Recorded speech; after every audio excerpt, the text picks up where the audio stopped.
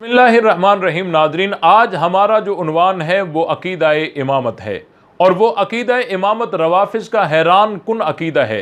वो अपनी मजालिस में कहते फिर रहे हैं कि इमामत का दर्जा नबूवत से आला है। हम मौला अली को अंबिया के बराबर नहीं मानते, हम मौला अली को अंबिया से अफजल मानते हैं। हम मौला अली को अंबिया से अफजल मानते हैं। हम मौला अली को अंबिया से अफजल मानते हैं। और माअज़ल्लाह कुछ रवाफिज़ जो हैं वो अल्लाह से भी ऊंचा मकाम दे रहे हैं। अली अल्लाह नहीं है, अली अल्लाह का खालिक है, अली अल्लाह का रब है, अली अल्लाह का राज़िक़ है, अली अल्लाह के बहुत ऊपर है, अली अल्लाह के बहुत ऊपर है, अली अल्लाह के बहुत ऊपर है। सवाल ये है कि अगर इमामत इतनी अहमियत की हामिल है कि नबियों से ऊंचा मकाम है इमामों का, सवाल ये है कि इस इमामत का तज़किरा सराहत के साथ कुरान में क्यों नहीं आया। ये वो तारीखी सवाल है कि जब ये सवाल उठाया जाता है तो रवाफिज़ की जो परेशानी होती है वो काबिल दीद होती है।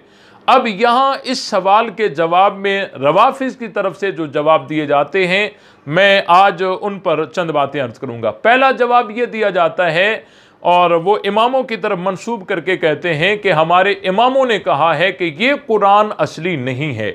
अगर असली कुरान होता तो उसमें हम इमामों के नाम पाए जाते।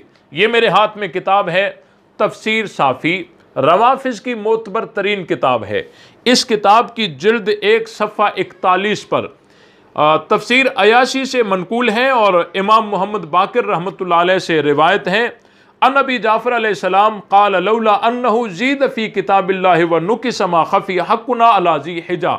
इमाम मोहम्मद बाकिर फरमाते हैं कि अगर कुरान में ज़्यादती न की जाती और कमी न की जाती तो हमारा हक़ किसी अक्लमंद पर मख्फ़ी न रहता। यानी कुरान जो है उसमें कमी ज़्यादती हो चुकी है। और इसी सफ़े पर दूसरी रिवायत इमाम मोहम्मद बाकिर से है, अन अबी अब्दुल्लाह अलैहिस्सलाम क़ाल लौ कुरियल कुरान कमा उन्ज़िला लअल्फ़ैतना फ़ीहि मुसम्मीन, कि अगर कुरान उसी तरह पढ़ा जाता जिस तरह नाजिल हुआ था तो हम इमामों के उसमें नाम होते। तो लिहाजा कुरान तब्दील शुदा है, इसीलिए इमामों के कुरान में नाम नहीं है। ये तफसीर साफ़ी के अंदर इनका पहला जवाब। और दूसरा जवाब, ये मेरे हाथ में किताब है उसूल काफ़ी, जो इनके मज़हब की मोतबर तरीन किताब है, और दूसरी जिल्द सफ़ा नंबर 224 पर ये एक रिवायत है। उसमें लिखते हैं कि क़ाल अबू जाफ़र अलैहिस्सलाम विलायतुल्लाहि असर्रहा इला जिब्रील अलैहिस्सलाम व असर्रहा जिब्रील इला मुहम्मदिन सल्लल्लाहु अलैहि वसल्लम व असर्रहा मुहम्मदुन इला अलीयन अलैहिस्सलाम व असर्रहा अलीयन इला मन शा अल्लाह सुम्मा अंतुम तुज़ीऊन ज़ालिक। इमाम मोहम्मद बाकिर से रिवायत है, वो फरमाते हैं कि विलायत इलाही यानी इमामत वो ऐसा एक राज खुदावंदी थी कि अल्लाह ताला ने हज़रत जिब्रील अलैहिस्सलाम के अलावा किसी और फरिश्ते को नहीं बताई। हज़रत जिब्राइल अलैहिस्सलाम ने नबी पाक सल्लल्लाहु अलैहि वसल्लम के अलावा किसी नबी को नहीं बताई, और आप अलैहिस्सलाम ने हज़रत अली के अलावा किसी को इमामत नहीं बताई। हज़रत अली ने, जिसको अल्लाह ने चाहा फिर अली ने उन्हीं को बताई, और फिर तुम लोग आज इमामत को मशहूर करते हो। ये इमामत जो है राज खुदाबंदी है। तो राज खुदाबंदी जो हो वो कुरान में क्यों करा सकती थी? दूसरा जवाब इनका ये है। पहला जवाब ये है कि कुरान असली नहीं, कुरान तब्दील शुदा है।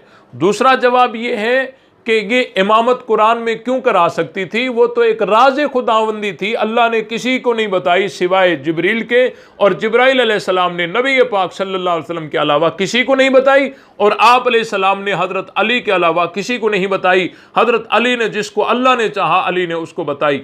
तो नाजरीन, ये उसूल काफ़ी की इस रिवायत को तस्लीम करने के बाद दो बातें काबिल गौर हैं।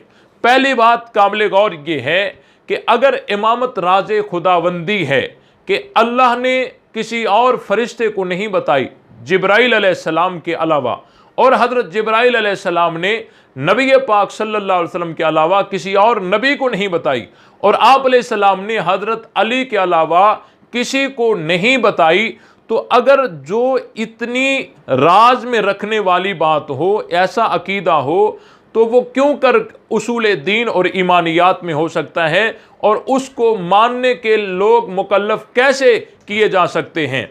और दूसरी काबिल गौर बात यह है कि अगर उसूल काफ़ी की इस रिवायत को तस्लीम करते हैं तो रवाफिज के वो तमाम बयान करदा किस्से झूठे हो जाते हैं, जिसमें वो कहते हैं कि गदीर खुम के मौके पर नबी पाक सल्लल्लाहु अलैहि वसल्लम ने हज़रत अली की इमामत का ऐलान किया।